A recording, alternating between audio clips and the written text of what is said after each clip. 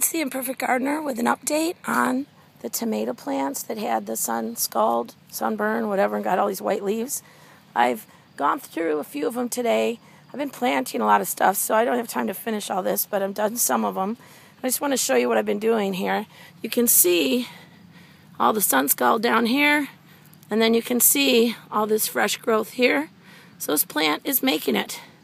Now that it's getting going well with that, I'm just going to take my snippers and I'm just going around and snipping off these half-dead leaves. Well, that's dead. And getting those out of here. I'll wait. This one's still helping a little, so I'm going to wait a few more days before I take this particular one off, because I think it's still working a little bit to get some sun. But this is all new growth. Now, has this set me back? Absolutely. This has set me back. It's going to probably be 2 weeks longer than I planned before I'll have tomatoes. But that's okay, because it's what happens. Things happen. Here's one of the celebration ones. You know, this one is so low to the ground anyway. It needs to be clipped off. This little leaf. Careful not to cut the whole stem off. So I'm going to take that off. And I'm going to take this off over here. That's not going to leave me with much, but it will be healthier and it will grow. It's growing new leaves all the time already. This is a live and learn situation, folks. Everybody's garden isn't perfect. You try, but it's not always. So now I know that even if you have a lot of days of rain when you're trying to put your things out here and get them accustomed, trying to harden them off, and you get as much rain as I did and not enough sunshine, then you don't plant them yet. You keep them on the porch another week, and you put them in the sun a little at a time, a few more hours a day, until they really have gotten some good sunlight, and then you plant them in the garden. And so you don't just leave them sitting in that sun, hot sun, after they haven't been used to it. So live and learn, like I said. Might put me a little bit behind, but they're still my babies that I grew indoors, and so I'm pretty excited about them. So I have more of these I need to cut off, make happy. I had like 2 of them that died, so I came out today and planted 2 new ones in their place that I still had some up on the porch. So there's a couple that I planted, new ones, and they'll do fine. You know, I just have to give them time. There's one of them over there. I just planted a new one right there, and then over there was one that died that I brought another one down from the deck. So I still have a few more on the deck. A lot of them are grape or sweet cherry tomatoes. I'm not going to worry about getting them into the garden.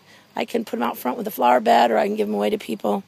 I just had a friend come by and totally saved me. I've been so exhausted today trying to get everything in and take care of everything, and had a friend come by to pay me for the tomatoes that she bought from me, and she asked if I had anything else, and I said, oh, please, take the rest of this Brussels sprouts, and take a bunch of this broccoli, and I also gave some to my neighbor next door, over there.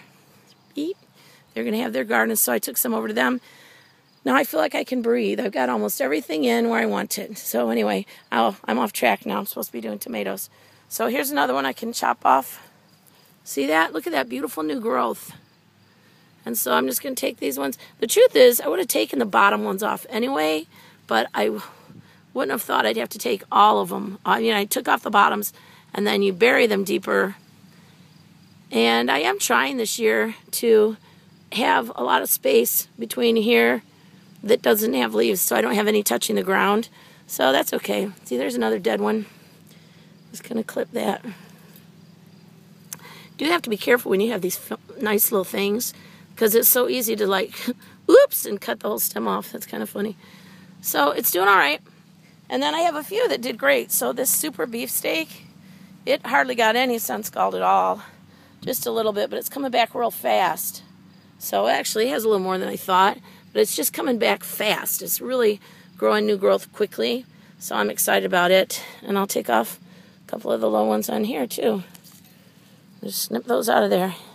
It's actually better anyway. You don't want them hanging in the dirt because then you're going to get more disease.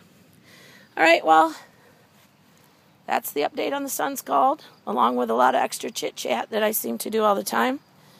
So remember, if you have Sunscald on yours, you don't have to pull them out and throw them away. The chances are they're going to have new growth. If this many of mine had new growth coming in, then it certainly could work for you. Because I'm an imperfect gardener. If I can do it, anybody can do it.